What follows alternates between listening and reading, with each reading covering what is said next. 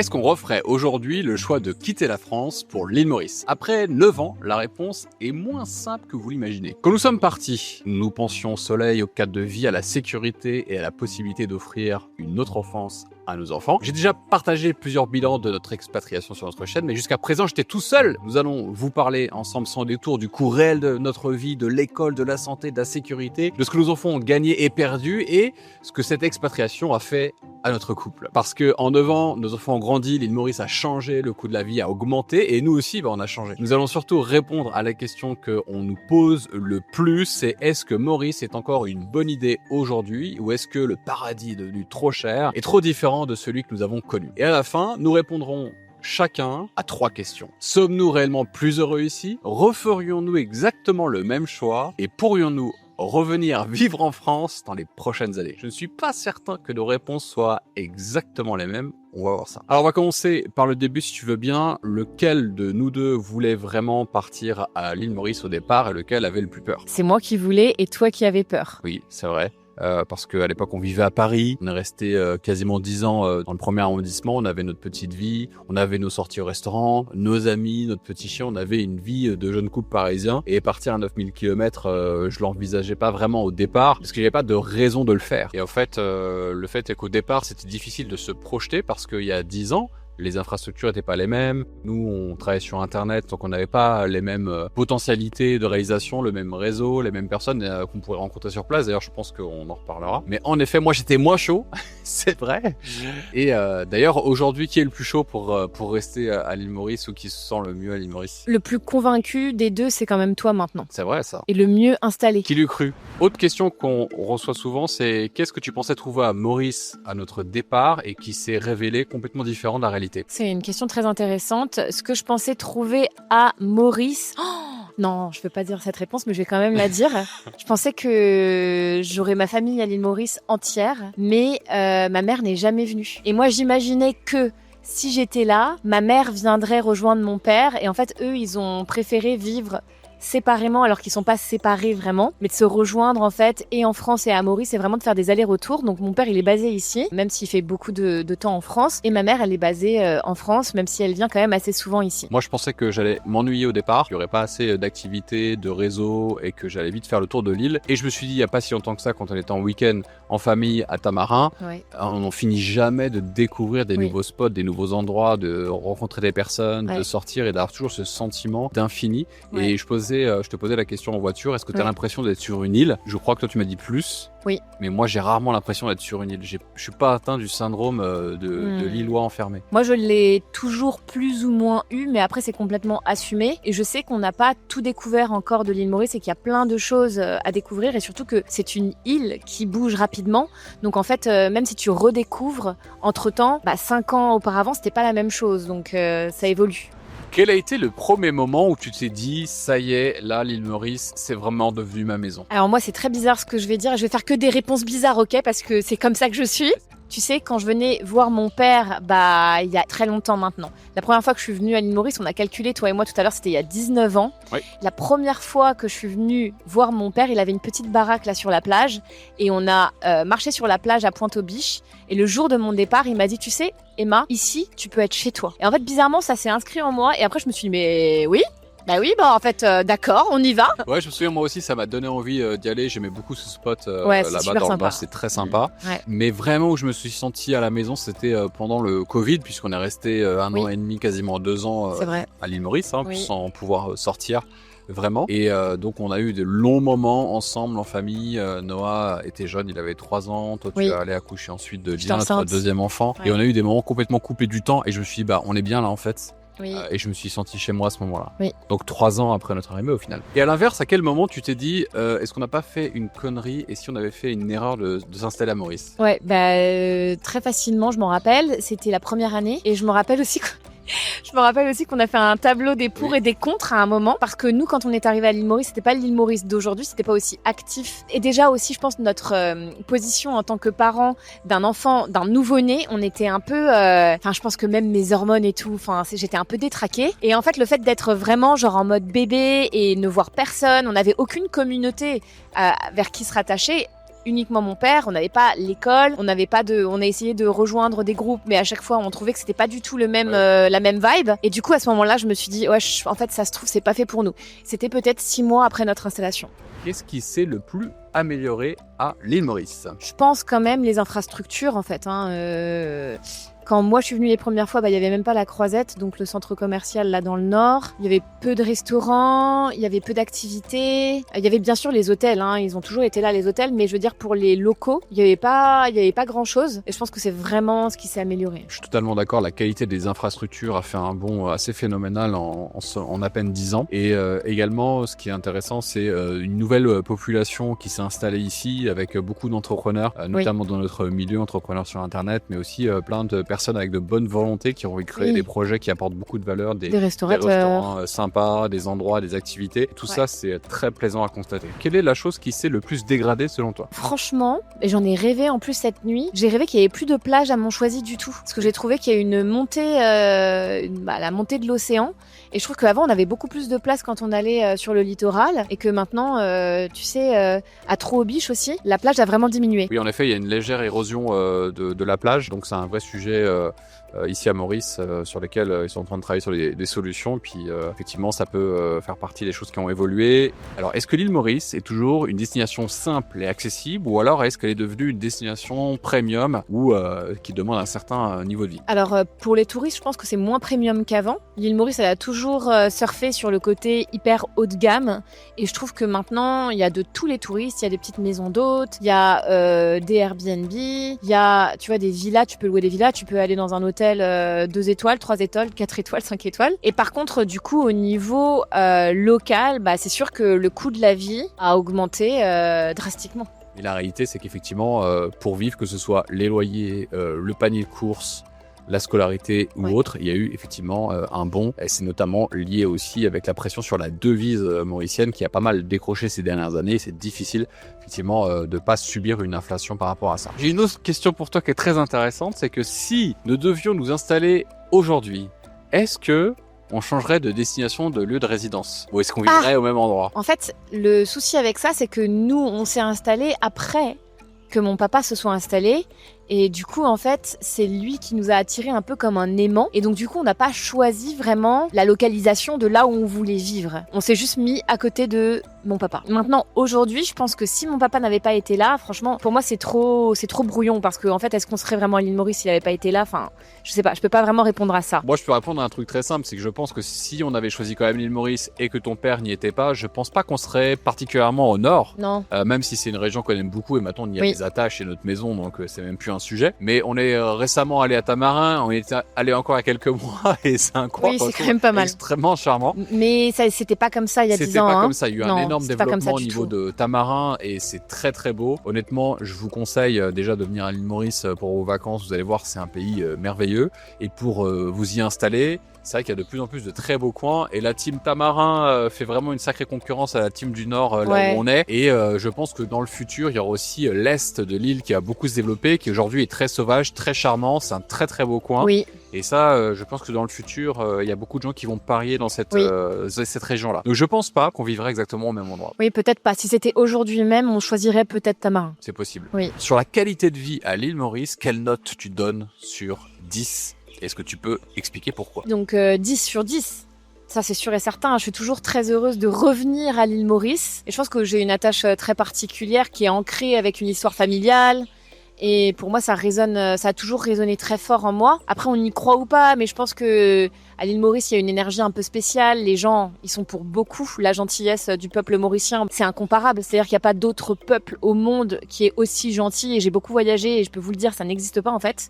Cette vraie gentillesse du cœur. Et donc, ça fait beaucoup, je trouve, dans la qualité de vie. Oui, bien sûr. Moi, je donne un 9 sur 10. Et là, tu vas me dire, mais pourquoi tu mets pas 10 sur 10? Mais parce qu'en fait, on fera un 10 sur 10 quand on sera installé dans notre maison. Oui, bien sûr. On fera découvrir tout ça. Ouais. Et là, on sera à l'apogée du kiff. Ouais. Et effectivement, nous, nous sommes de grands fervents défenseurs et amoureux de Maurice. Hein. Notre fille y est née. Oui. Notre fils, il avait 3 mois quand il s'est installé. Tous leurs amis sont ici, tous nos amis sont ici, nos entreprises sont ici, notre équipe est ici, une partie de la famille est ici. Donc c'est nos racines qui commencent à prendre fortement dans ce pays assez merveilleux. Donc à chaque fois qu'on me demande mais t'as pas fait le tour, tu voudrais pas vivre ailleurs, mais mais aller où? Ouais. J'ai également une excellente nouvelle à vous annoncer puisque en complément de cette vidéo, je vous offre mon guide ultra complet pour s'expatrier à l'île Maurice avec nos meilleures adresses, là où on aime sortir, ce qu'on vous recommande de faire, on vous recommande d'aller. C'est le parfait complément à cette vidéo. Allez, maintenant on va parler d'argent, du coût de la vie, parce qu'on nous le demande souvent, parce que c'est le sujet brûlant et c'est là où on entend le plus de choses contradictoires. Alors aujourd'hui, combien il faut réellement gagner par mois pour s'offrir une vie de famille comparable à la nôtre aujourd'hui à l'île Maurice? C'est un sujet très sensible. D'ailleurs, ça pourrait jouer sur ma décision de m'expatrier aujourd'hui dans ce pays. Si tu n'étais pas installé ici. Si j'étais pas installée ici. Depuis, parce qu'on a tout construit ici, maintenant on va pas partir, tu vois. Mais si j'hésitais avec plusieurs destinations, je pense que je ferais le tour des destinations quand même, parce que je trouve que franchement, c'est devenu extrêmement cher de vivre ici. Nous, on a eu la chance en fait d'arriver au bon moment, je pense, quand on n'avait pas de scolarité avec notre fils, et on a vraiment, la maison qu'on louait au début n'a rien à voir avec la maison qu'on loue aujourd'hui. Nos activités et ce qu'on faisait comme chiffre d'affaires au début n'a rien à voir. En fait, on a tout construit ici, tu vois. Donc je pense que pour nous, on suit le train, tu vois. C'est ça. Mais il faut le rattraper aujourd'hui. Tout recommencer de zéro, pas sûr que je viendrai ici. Ce serait pas si facile en tout cas. Non, je pense pas. Notre premier loyer ici, quand on s'est installé, il était à 72 000 roupies. Ce qui était à peu près la même chose que notre loyer de notre appart à Paris. Quand j'allais faire des courses, je trouvais ça pas trop différent des courses en France. Donc en fait, moi, j'ai pas eu à subir un espèce de plus 50% et je pense que ça aurait pu m'effrayer. Tu vois, de me dire, en fait, on level up de fou, je me serais peut-être pas sentie hyper à l'aise. Et je pense qu'on n'aurait pas pu partir si c'était comme ça. Enfin, tu vois, genre, en fait, à l'époque, si l'île Maurice était comme ça aujourd'hui et que nous, on était dans la même situation que l'époque, jeunes et un peu vigoureux, je sais pas si on aurait pu se permettre. On aurait pu le faire, mais ça aurait été beaucoup plus challenging qu'à l'époque. À l'époque, il y avait moins cette pression de devoir faire rentrer du chiffre, mais aussi, il n'y avait pas la même fiscalité. Donc, tout va ensemble. Et à titre de comparaison, ce loyer de 72 000 roupies, aujourd'hui, pour une même maison qui était une 3 chambres, c'est à Grand-Bay. 200 000. 4 chambres. 4 chambres à Grand-Bay avec une piscine, etc. dans ce qu'ils appellent les RES. Les RES. Nous, on n'habite pas dans ce genre de logement. En fait, on a vécu que 1 an et demi dans un type RES. Donc, on n'a jamais vécu autrement que dans des maisons mauriciennes classiques par la suite. Enfin, classiques, plutôt belles, comme vous pouvez le voir ici, on a cette chance. Et donc, là, aujourd'hui, il faudrait payer au moins 2 fois plus, en effet. Au moins 150 000. Au moins 150 000. Non, mais 4 chambres, à mon avis, c'est 200 000. Et je pense qu'on est plus proche des 180, 200, en effet. Quel est le poste de dépense qui a le plus augmenté depuis notre arrivée? Pour nous, c'est le loyer. En effet, c'est le loyer, ça c'est sûr. Et le deuxième poste de dépense, pour moi, c'est les courses. Oui, les courses, c'est le loyer. Je suis estomaqué. C'est le cas de le dire. Parce que effectivement, il y a un vrai sujet. Du prix du caddie ici à Maurice, c'est un vrai sujet. Après, les activités sont restées quand même assez cohérentes. Il y a une petite augmentation, mais ça reste quand même un pays où tu peux faire des activités plus simplement qu'ailleurs. Et ça, c'est pas plus mal. Et après, d'autres choses où c'est intéressant ou stabilisé, tu dirais quoi? Je crois que l'école, elle a pas trop augmenté. L'école, c'est intéressant parce que si vous comparez, par exemple, une école privée internationale dans des pays comme à Singapour ou à Dubaï, c'est extrêmement cher. C'est 4 fois, 5 fois plus cher. Or, ici à Maurice, il y a de très belles écoles et de nouvelles écoles également qui viennent de s'installer, de très bonnes factures avec un vrai projet pédagogique. Donc il y a beaucoup de choses très intéressantes pour un très bon prix. Est-ce que notre niveau de confort est vraiment accessible à des familles françaises, par exemple, revenus moyens, ou est-ce que maintenant c'est vraiment devenu un paradis pour des personnes qui ont plus de revenus professionnels et plus de facilité aujourd'hui? Je pense que quand même, faut pas se leurrer, faut un certain revenu pour habiter ici. Une famille, je sais pas comment tu dis, mais un peu avec un bon salaire peut quand même habiter ici et avoir une belle maison, un bel appart. Enfin, je pense que tout est possible. Il ne faut pas sous-estimer les logements plus locaux, mauriciens, qui offrent de très belles surprises, de belles pépites. Et d'ailleurs, là, j'ai récemment parlé à des amis qui se sont installés et il y a ce nouveau trend que j'observe de personnes qui vont peut-être peut-être sortir des sentiers battus réservés aux expatriés pour vivre de manière plus locale et intégrée, ce que je trouve qu'un bon choix. Voilà, en venant de France, moi je voyais pas trop en fait le truc de s'enfermer dans une résidence avec que des expats,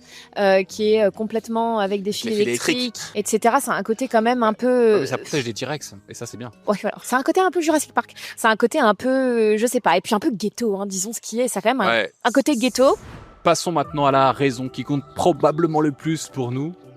Les enfants, los niños. Ce qui m'amène à la question suivante, si aujourd'hui on devait s'installer avec des enfants du même âge que nous avons aujourd'hui, 9 ans et 5 ans, est-ce qu'on ferait exactement le même choix d'école? Alors nous, ils étaient à Northfield, on a changé, mais c'était très bien Northfield, c'est juste qu'on a fait un autre choix pédagogique à un moment donné. Est-ce que on changerait encore? Je pense que la plus belle chose qu'on puisse avoir ici, c'est l'ouverture, et il y a des écoles anglaises. Et je vous jure que quand j'étais en train de dans mon appartement parisien, en train de me dire qu'on allait s'expatrier à l'île Maurice.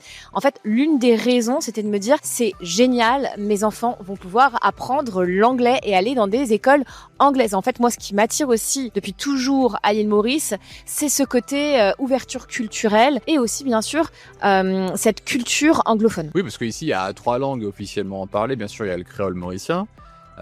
Mais il y a l'anglais et le français pour la langue des affaires et des échanges au quotidien. Ouais. Et donc, c'est hyper intéressant de pouvoir offrir à nos enfants la possibilité d'apprendre l'anglais très très vite et de pouvoir être à l'aise et ainsi plus tard, pourquoi pas, avoir des études ou des opportunités professionnelles à l'étranger. Et quand on voit souvent notre fils qui nous raconte des histoires quand il a des petits Français qui viennent de débarquer et qui maîtrisent pas encore l'anglais, que lui fait le traducteur, ces choses-là, et lui-même se rend compte du cadeau que ça a été de très vite être en immersion. C'est pour moi, il y a vraiment pas photo, quoi. Enfin, je referais mes 1500 fois le même choix que de les mettre dans un système anglais. C'est tellement riche, d'autant plus qu'il est servi, ce niveau, par des Mauriciens.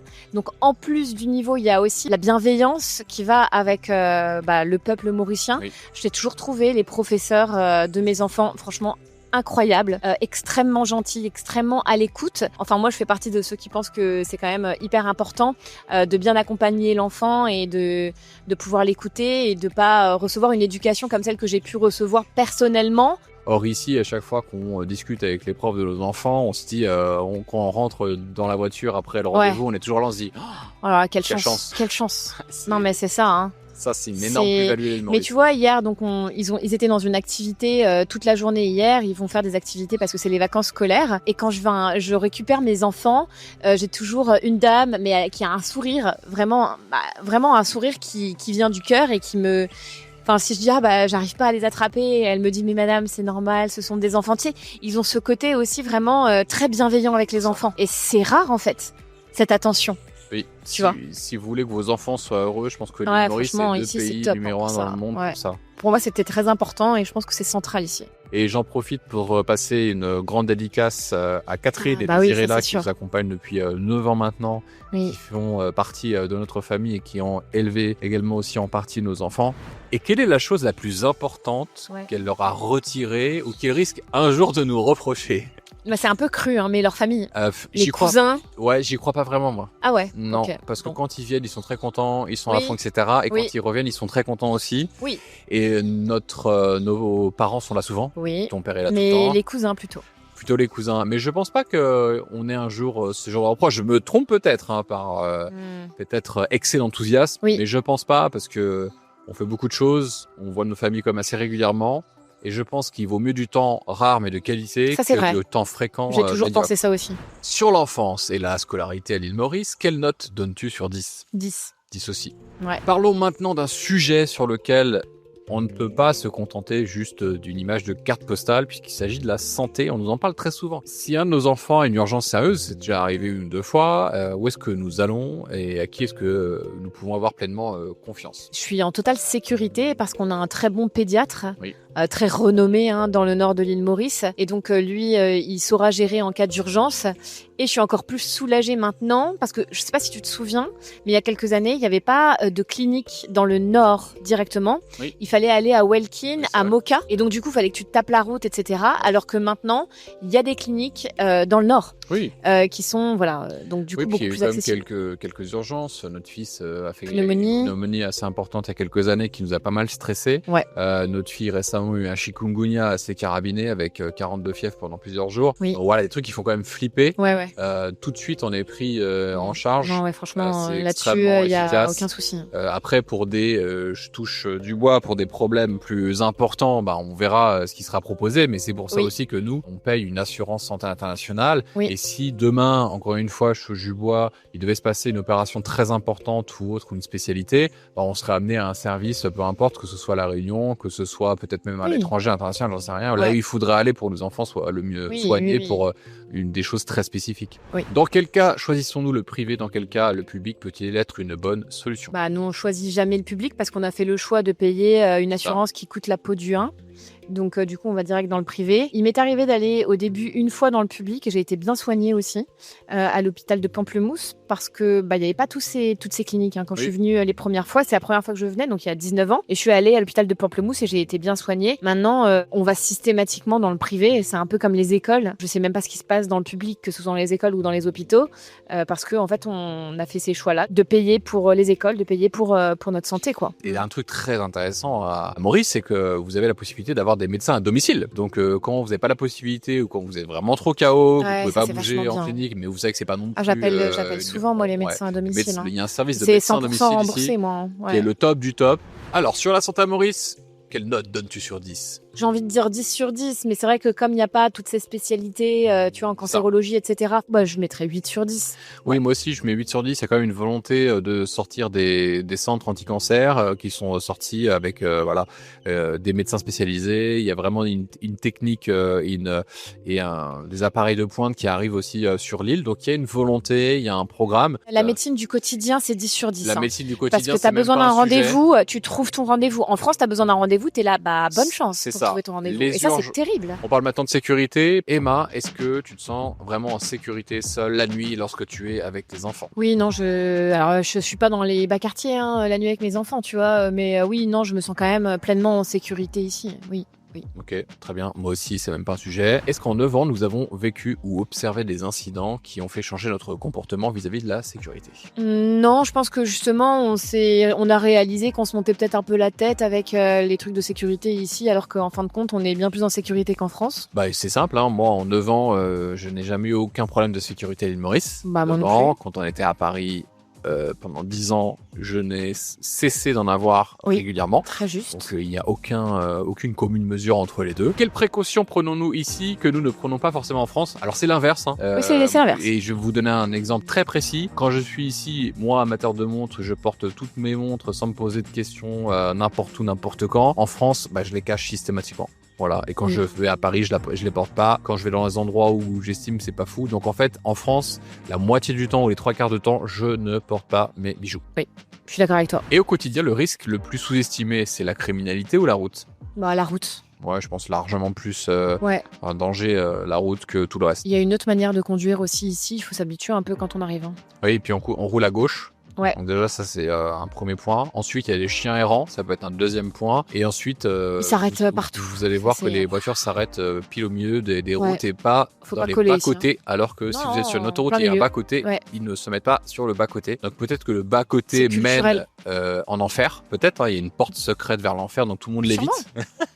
Mais le bas-côté, c'est pas une pratique. Non. Donc faites attention. Sur la sécurité à Maurice, quelle note donnes-tu sur 10? 9. Pareil, je donne un petit 9. Parce que comme moi. Mais j'aime bien copier et tout est perfectible. On va parler travail, permis, fiscalité. Une famille qui n'a ni entreprise, ni capital important, ni revenu à distance, peut-elle encore raisonnablement s'installer à Maurice? Je pense que vraiment tout est possible. J'ai pas envie de vous dire que ça n'est pas possible, puisque qui suis-je pour dire que ça n'est pas possible? Mais par contre, c'est vrai que c'est plus dur. On peut juste dire ça, que c'est plus dur maintenant. Qu'il y a 10 ans. Il faut arriver un peu préparé quand même. Il faut être chaud, il faut être motivé, mais il y a de la place pour tout le monde. Et effectivement, qui sommes-nous pour dire qui peut venir ou pas venir? Personne. Si nous l'avons fait, je ne vois pas pourquoi vous ne seriez pas capable de le faire. Pour un Français qui recherche un emploi local, quelle est la réalité des salaires et des opportunités? Tu veux répondre à cette question? J'en ai aucune idée. Moi, je vis dans ma bulle. Désolée. Oui, alors on connaît moins ce marché-là, mais je le connais quand même un tout petit peu parce que j'ai des amis qui ont des grandes boîtes qui recrutent beaucoup de jeunes talents issus d'écoles de commerce assez réputées et ils sont quand même plutôt bien payés. Vous pourrez avoir, si vous êtes excellent dans votre domaine et très recherché, très réputé, accéder à des salaires qui sont intéressants. Sinon, effectivement, les premiers salaires minimum pour les expatriés, c'est pas très très haut. Et de toute façon, c'est aussi la volonté de l'île Maurice, c'est que l'île Maurice ne souhaite pas faire venir des gens qui vont prendre le boulot qu'un Mauricien pourrait avoir. Il faut aussi que vous puissiez trouver votre place et que vous apportiez une plus-value spécifique par rapport à un Mauricien qui pourrait, bien sûr, l'apporter lui-même. Les démarches de permis et de résidence sont-elles devenues plus simples ou plus exigeantes? Beaucoup plus simples, je sais que cette partie-là, t'es moins dans le truc. Il y a des portails où vous pouvez le faire vous-même. Oui, il y a des cabinets comptables que je recommande également, que vous retrouverez dans mon guide offert avec toutes les données pour contacter notre propre comptable d'ailleurs, qui est très sérieux, avec qui on travaille depuis des années. Et même si vous voulez chercher un bien, que ce soit pour acheter ou pour louer, vous aurez également le contact d'amis à nous qui sont extrêmement sérieux sur le marché, qui font ça depuis des années. Est-ce que la fiscalité est encore une raison suffisante pour choisir Maurice? C'est un plus, mais c'est pas. Moi, je peux pas. Je vais pas baser toute ma vie sur la fiscalité. C'est pas possible. C'est le meilleur moyen de partir, de choisir une destination uniquement pour la fiscalité. Et évidemment, ça fait partie du mix qui nous retient ici quand on est entrepreneur. Et ce n'est pas le premier levier décisionnel, mais il fait partie des avantages non négligeables. Et c'est pour ça que il ne faudrait pas que ça se dégrade, ça serait fortement dommage. Maintenant, on va parler couple et vie sociale, bien sûr. Nous avons beaucoup parlé de l'île, mais expatriation ne change pas seulement un lieu de vie. L'expatriation, ça change aussi un couple. Est-ce que l'expatriation a fragilisé notre couple ou l'a renforcé? Pour moi, ça a renforcé notre couple. Mais après, c'est ma vision à moi. Je pense qu'on était tous les deux partants pour partir. On aimait tous les deux le côté insulaire, tropical de l'île Maurice. Faut quand même aimer cette ambiance, c'est un peu spécial. Donc, pour moi, ça nous a renforcés parce qu'on était sur la même longueur d'onde. Bien sûr, il y a toujours des hauts et des bas, ça remue beaucoup, c'est parfois inconfortable, parfois vous allez vous prendre la tête. Je pense que ça fait partie du processus naturel des choses, mais si vous êtes arrivé jusqu'au bout de cette aventure et vous êtes encore ensemble, là je pense que ça renforcera votre relation comme rien d'autre ne pourrait le renforcer. Donc ça, c'est un très bon test. Lequel de nous deux a eu le plus envie de rentrer en France? Aucun, je crois. Au début, c'était plus moi, tout début, où je me suis dit, est-ce que c'est vraiment fait pour nous? Je suis pas chaud, etc. Et aujourd'hui, tu m'arraches pas d'ici. Ouais. Quel est le plus grand sacrifice que tu penses que l'autre a fait pour que cette vie soit possible? Quand même, j'ai une vision assez forte quand j'ai su qu'il fallait qu'on s'expatrie ici. Ça m'a demandé quand même de travailler au corps pour pouvoir... j'ai des scènes en tête où je me suis dit, c'est chaud, ça va pas le faire. Et je pense que pour toi, ça a été très compliqué parce que après, moi, je fais partie dans ma famille, on voyage beaucoup. J'ai habité déjà en Australie, en Angleterre un peu et aux États-Unis 1 an à 16 ans. Donc, j'ai jamais vu ma vie en France pour faire clair. Je me suis toujours dit non, je partirai. Je sais pas pourquoi. C'est comme ça fait partie de moi. Donc pour moi, ça allait vers ça. Mais bon, pour toi, si tu t'étais C'est sûr. Moi, je me suis jamais imaginé vivre un jour à l'étranger. C'était pas du tout dans mes projets. Vraiment, je me serais jamais projeté. Ça différait entre toi et moi là. Par contre. Là, c'était plus compliqué. Après, moi, je me verrais nulle part ailleurs qu'ici. Je ne suis pas quelqu'un qui a la bougeotte. Je me verrais pas changer de destination tous les 3 ans. Ça me ferait profondément chier. Excusez-moi d'être vulgaire. Est-ce que notre couple serait devenu le même si nous étions restés en France? Je sais pas. Moi, je pense que je serais quand même pas resté en France. Ouais, je pense que notre vie aurait été vraiment très très différente. Alors, je serais pas allé jusqu'à être sûr que c'est mené au divorce, mais je pense qu'on serait différents tous les deux. Écoute, on s'est mariés à Maurice en ayant déjà la vision de vivre à Maurice. Donc je pense que on se serait séparés avant d'être mariés, il n'y aurait pas eu de divorce. Ça n'aurait jamais marché si moi j'avais dit non mais moi il est hors de question que je quitte la France, je suis attaché à la France. Ça aurait pas marché, mais on se serait pas mariés. C'est ça, on serait pas mariés non plus, donc ça va avec. C'est pour ça que je dis mais ça après, va. Mais sinon on serait allé ailleurs si mon père n'avait pas été là. Peut-être qu'on serait ailleurs. Qui sait? C'est vrai. Est-ce qu'après 9 ans, nous avons construit de vraies amitiés durables ou vivons-nous encore dans une bulle d'expatriés où les gens vont et viennent? C'est intéressant comme question. Après l'amitié, c'est compliqué parce que on vit quand même dans un endroit où il y a beaucoup de passages. Il y a des gens qui viennent, il y a des gens qui partent. Donc il y a plusieurs saisons, mais je pense que en fait c'est partout pareil. Même pour vous, si vous avez toujours vécu au même endroit, il y a des saisons en fait, comme on disait un petit peu au début. Mais moi aujourd'hui, je pense que mes amis les plus proches sont quand même, à part ma meilleure amie, mes meilleurs amis qui sont en France, mais j'ai mes amis les plus proches ici sont quand même mauriciennes, je pense. Oui. Alors moi j'aimerais vous partager une règle personnelle qui pourrait vous choquer, mais ça fait partie de ma conception du monde, c'est-à-dire que si je sais qu'une personne va être ici qu'à courte durée, qu'elle compte pas s'installer ou autre, je ne m'investis absolument pas dans la relation et je refuse. C'est même pas qu'une question de faire du mal, si j'ai vraiment l'impression de perdre mon temps en fait et d'offrir mon énergie, d'offrir mon temps à une personne que ça va aider sur le moment, mais pas à moi, parce qu'après la personne va partir et ça nourrira pas une relation long terme.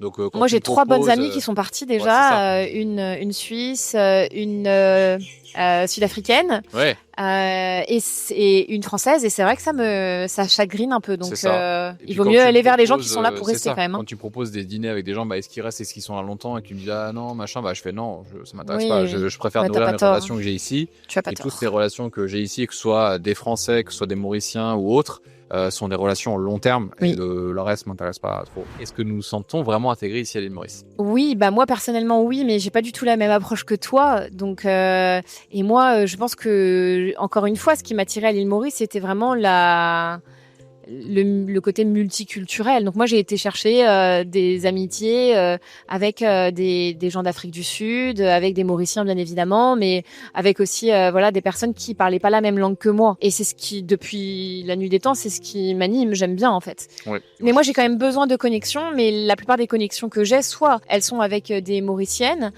ou alors elles sont en anglais. Après moi j'ai quand même aussi des amis français, mais j'ai besoin de cette ouverture d'esprit en fait. Sinon autant rester en France. C'est vrai. Ouais.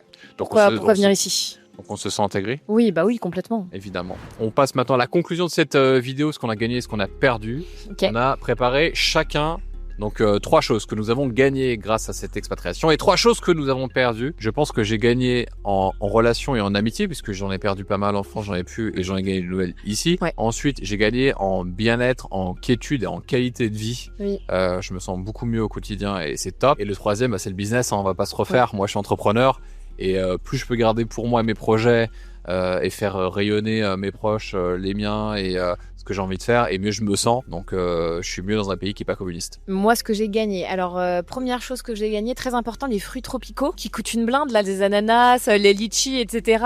Les fruits de la passion là sur le marché, ça coûte super cher. Je pense que j'ai gagné aussi en wellness, parce que je trouve que à l'île Maurice, il y a aussi cette énergie qui est vachement dans le lifestyle et aussi en fait dans la santé. Il y a beaucoup de bons praticiens et il y a aussi toute cette ambiance un peu sportive qui a moins, en tout cas là où on était en France. Et moi je trouve que ici il y a plein de gyms partout, il y a plein de cours hyper intéressants de yoga, etc. Pour moi je suis très friande et c'est aussi comme ça que j'ai rencontré la plupart de mes amis. Donc ça je trouve ça juste génial. Et puis troisième chose que j'ai gagnée, je pense qu'en fait, alors c'est un peu plus conceptuel, mais je pense que je me suis enrichie plus facilement ici parce que j'étais moins fatiguée. Et ça, je l'ai remarqué quand on venait voir mon père et qu'on travaillait en même temps, parce qu'on pouvait travailler d'un petit peu où on voulait. Je trouvais qu'en fait, on récupérait vachement mieux ici qu'en France. En France, on était down, on n'en pouvait plus, on se couchait tard, on se levait tard. C'était pas un rythme optimal de travail, et je trouve que ici, quand t'as besoin de te ressourcer, tu te ressources très rapidement et ensuite t'es bon pour repartir et du coup t'es plus productif, t'es plus efficace et donc du coup tu gagnes mieux ta vie, en tout cas quand t'es entrepreneur. C'est vrai. 3 pertes. Alors le fromage, très important, donc on va rester. On a une soirée raclette ce week-end. Non, mais en fait je dis ça et en même temps je suis très contente parce que moi je trouve que c'est très intéressant de revenir en France une fois de temps en temps et de se faire quelques bons fromages, mais je suis pas addict au fromage à ce point-là. Deuxième chose qu'on a perdu, quand même la plupart de notre famille. Et puis oui, troisième chose qu'on a perdu, et ça qui est pour moi un petit peu plus difficile, je dois dire, c'est la culture. Et attention, je ne dis pas qu'il n'y a pas de culture à l'île Maurice, mais il faut se remettre un petit peu en tête le scénario. C'est-à-dire que nous, on vivait à Paris, on a vécu à Paris pendant 6 ans en face du Louvre, et c'était pas que la culture, c'était pas que aller au Louvre ou faire des musées, mais c'était en fait toute l'esthétique de la mode, tous les restos qu'il peut y avoir, la diversité en fait de la gastronomie. On pouvait manger dans un super coréen ou un super japonais et ensuite dans une bonne brasserie. Ça, ce côté-là, moi, un peu ville, en fin de compte, me manque. Mais en fait, il est comblé quand je voyage, que ce soit à Paris, à Stockholm ou à Tokyo. Je retrouve en fait, tu vois, j'adore voyager depuis l'île Maurice. Je pense que c'est tellement bien d'habiter ici, mais de pouvoir aussi faire des découvertes ailleurs. Je suis assez aligné avec toi. Moi en perte, je dirais c'est ça, ce côté marche. Avant, je marchais tout le temps, le côté citadin. Donc ça, c'est le côté perdu. Des amitiés, même si j'en ai gagné une nouvelle, je les ai toutes perdues. J'ai plus d'amis en France. La dernière, oui, effectivement, c'est la famille aussi, puisque plus d'éloignement, moins de proximité, même si on se voit plus régulièrement. Donc c'est vraiment les trois parties. Et donc en termes de verdict, est-ce que nous sommes réellement plus heureux ici à l'île Maurice depuis que donc nous avons quitté la France il y a 9 ans selon toi? On ne le saura jamais vu qu'on n'a pas vécu vraiment si longtemps que ça en France. On est là parce qu'il y a déjà un ancrage et on est là pour rester. Enfin voilà, on mourra peut-être ici. On aime ce pays profondément. On aime profondément vivre ici et on se sent pleinement chez nous. Maintenant, est-ce qu'on aurait pu quand même être heureux dans une autre vie ailleurs? Bien sûr. Et avec tout ce que nous avons appris. Si on devait refaire quelque chose de différent avec ces 9 ans d'expérience cumulée, est-ce que tu referais quelque chose de différent? Je referai pas le déménagement avec un nouveau-né. Première fois par an, déménager à 3 mois, s'installer à l'île Maurice, avoir 0 repère, 0 communauté, 0 aide. Voilà, je referai pas ça, je pense. Merci d'avoir participé à cette émission en Mais cours je pour t'en ces bilans de 9 ans à Maurice. Si vous avez des questions, laissez-les nous en commentaire. Et si vous avez aimé et partagez la vidéo. Merci, bisous. Bye!